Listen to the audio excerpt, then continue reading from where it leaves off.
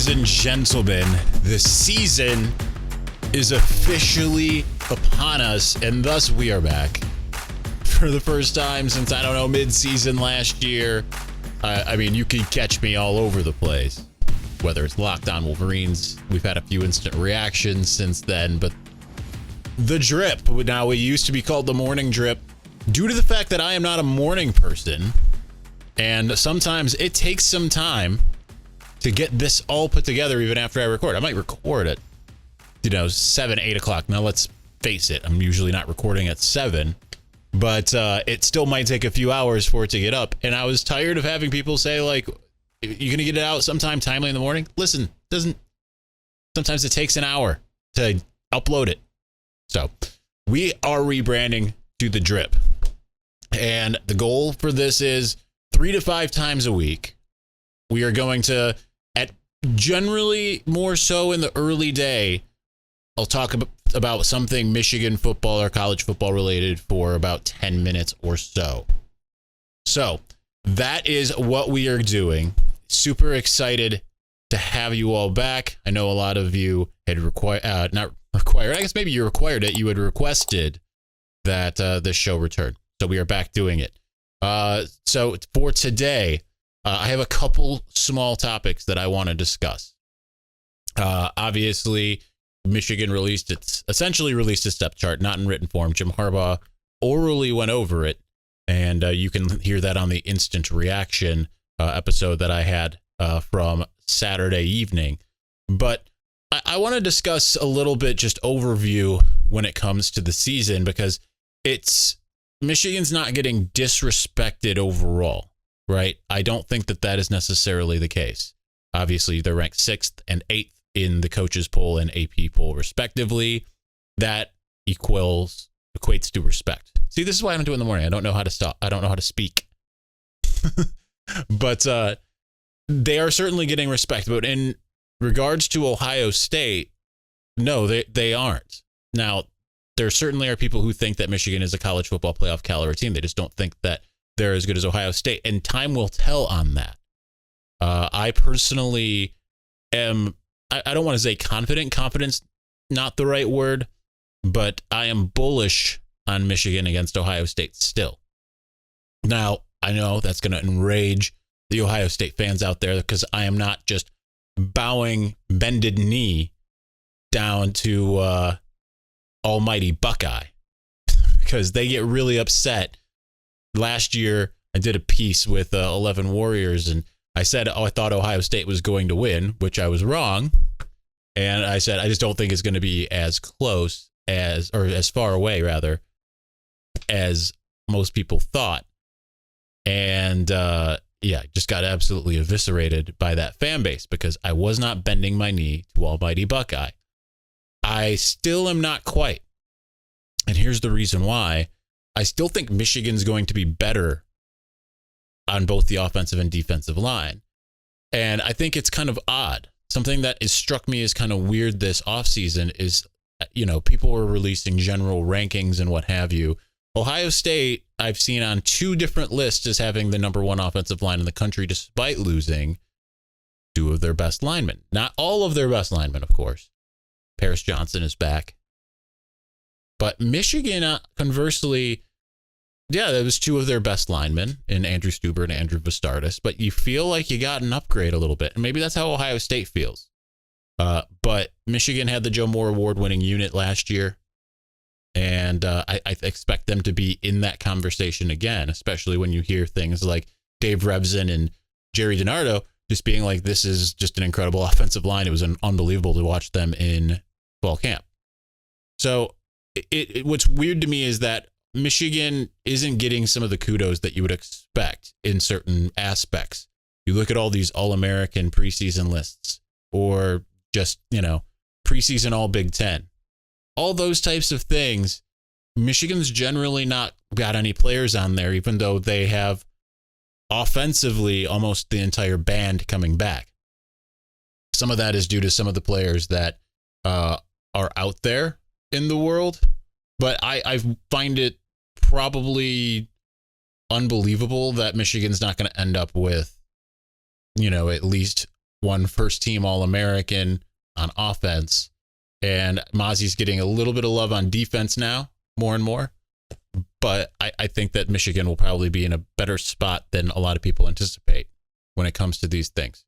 I think it was Athlon, so kudos to them because I believe they had the most all Big Ten selections, although most of them were after the first team. But I don't understand for whatever reason. Maybe it's just overall consistency, but college football media tends to be really reactionary. Hence, USC and Texas are back every year. But for whatever reason, Ohio State's had a pretty bad defense the last couple of years. I think Jim Knowles is going to be really good for them. But right away, I'm not sure. Like, they do have talent. I don't know that talent necessarily mixes with what Jim Knowles wants to do just yet.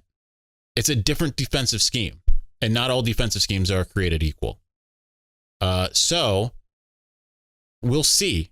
But I think it's interesting that when Michigan gets a new defensive coordinator, they're not going to be as good defensively. I know part of that is Aiden Hutchinson and David Ajabo, but that is part of the equation. But Ohio State, who hasn't had a good defense, I mean, it's been a good defense. It hasn't been a great defense. Gets Jim Knowles, it's suddenly like overnight, it's going to be amazing. It's just a weird dichotomy that happens with these two teams. But I think that Michigan's probably going to have the better defensive and offensive lines in that game.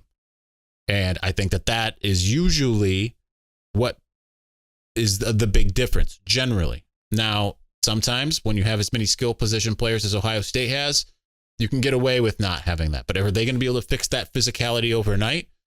Well, they're going to have 11 weeks to do that, actually, before they get to the Michigan game. But I am very curious to see how the Buckeyes fare in the Notre Dame game. All right, I've spent too much time talking about the other school, the rival school. But let's spend the next couple minutes discussing Michigan. And it's obviously there's the quarterback situation, which I really, really like. I like that this is, instead of just Brady Hensoning the entire non-conference. See, words really do not work for me. Hence, this is the drip now. I also haven't had any caffeine. I haven't had any drip. Kind of the point of the show was having some coffee together.